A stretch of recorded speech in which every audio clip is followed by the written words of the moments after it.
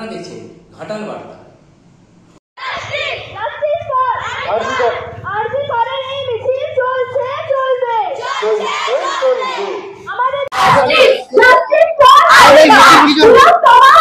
আমরা বালিকা বিদ্যালয়ের পক্ষ থেকে আমরা এই পদযাত্রা করছি। এই পদযাত্রা প্রত্যেকেই জানে 9 আগস্ট আরজিকর মেডিকেল কলেজে মৌমিতা দেবনাথ অত্যাচারের মাধ্যমে তিনি খুন হয়েছেন, তারই প্রতিবাদে আমরা এই মিছিল করছি।